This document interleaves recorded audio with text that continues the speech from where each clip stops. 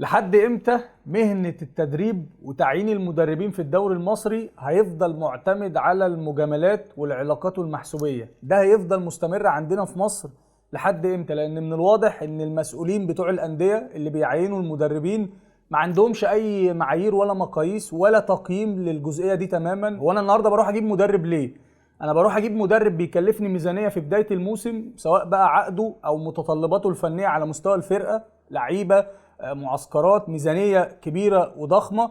عشان ايه؟ عشان يحقق لي اهداف وطموحات. نسبه نجاحه بتكون 50-50. فيجب عليا ان انا كمسؤول او راجل بدير المنظومه بشكل عام ابقى عامل حسابي كويس جدا، ويبقى عندي بلان بي وعندي سيناريو محضره كويس جدا لل50% اللي من المحتمل ان هي تحصل، سواء في بدايه الموسم، في اخر الموسم، في وسط الموسم. اللي احنا بنشوفه عكس كده تماما. انا النهارده بروح اجيب مدرب، بتعاقد معاه في بدايه الموسم، بيشتغل معايا 3-4 ماتشات، ما بيكونش عنده توفيق او ما بينجحش، بروح رايح تاني يوم ممشيه. والمشكله الاكبر ان انا ما بروحش اجيب بقى حد تاني دماء جديده بفكر جديد بوضع جديد، لا، انا بروح اتعاقد مع مدرب تاني بيكون موجود مع فرقه تانيه غيري في الدوري، برضه نفس الفكره، بيقعد 3-4 ماتشات ما بينجحش وما بيشتغلش كويس، بيمشوه وبيجي انا بتعاقد معاه. طب انا النهارده استفدت ايه كنادي فنيا؟ هل عملت اضافه؟ ما انا جايب برضو راجل فشل او ما نجحش في مكان تاني، فيبقى من باب اولى ان انا استمر على الراجل اللي موجود معايا او افضل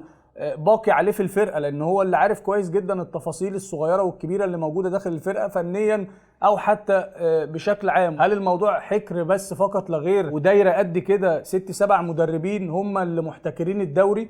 هل هي سبوبة أو نحتاية أو جمعية يعني زي ما بنقولوا كلها بتلف حوالين بعضها؟ في ناس بتموت نفسها، وفي ناس هارية نفسها كورسات تدريبية، وهارية نفسها دورات تدريبية، وهارية نفسها معايشات بره وجوه مصر عشان يستنى الفرصة اللي يبقى فيها مدرب، أو يستنى الفرصة إن هو يمسك ويبدأ يثبت كفاءته ويثبت وجوده كمدرب ويحط الأفكار والفكر الحديث اللي بقى موجود. لأن خلي بالكم دلوقتي الكورة اتطورت بشكل كبير.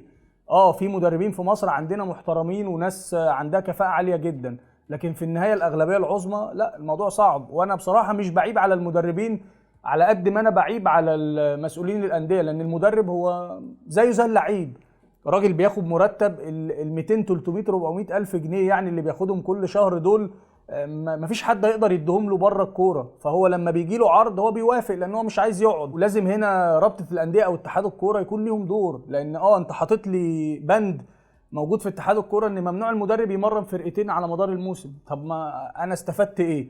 ما هي برضو الامور بتدار بالحب وبالشاي بالياسمين من تحت الترابيزه، وبيمشوا بمبدا سيب وانا سيب، سيب الشرط الجزائي وانا اقول ان انا اللي مشيتك عشان تروح تشتغل في مكان تاني. طب ما انا بضر المنظومه، لان في ناس تانية بتتظلم. احنا بنناشد رابطه الانديه واتحاد الكوره ان يكون في صفه قانونيه تحجم الامور دي عشان تدي فرصه للناس كلها، وتبقى انت بتطبق مبدا العداله. انا شايف من وجهه نظري ان المدرب لازم يبقى زيه زي اللعيب، عنده فترتين كده على مدار الموسم. في بدايه الموسم يشتغل مع فرقه ما نجحش والفرقه دي مشته، قبل شهر واحد يفضل مستني لحد شهر واحد فترة الانتقالات الشتوية. من هنا انت بتدي فرصة للمدرب ان هو يراجع حساباته ويراجع اوراقه وترتيب اموره، وفي نفس الوقت بتدي فرصة للناس التانية اللي موجودة مستنية دورها. ومن جانب تاني انت بتوفر حاجات كتيرة تانية على الاندية. لان على سبيل المثال يعني انت النهاردة النادي المصري راح جاب كابتن ايهاب جلال، عينه في بدايه الموسم، كلف الفرقه مبالغ كبيره جدا، صفقات وارقام عاليه جدا اتدفعت في بعض اللعيبه. بعد 3-4 ماتشات ما كانش موفق وما نجحش، مشي.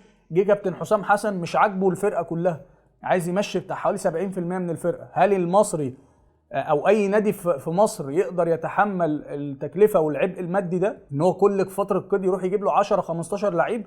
الاهلي والزمالك ذات نفسهم ما بيعملوش كده. فنتمنى ان يكون في نظرة حقيقية للموضوع ده، لان الموضوع ده اصبح مبالغ فيه واحنا محتاجين نطور بقى. مش هنفضل عايشين بقى على الفكر القديم بقى، خلاص الناس كلها بتطور من نفسها. لو فضلنا واقفين محلك سر هنعاني معاناة كبيرة في ظل التطورات الرهيبة اللي بتحصل حوالينا.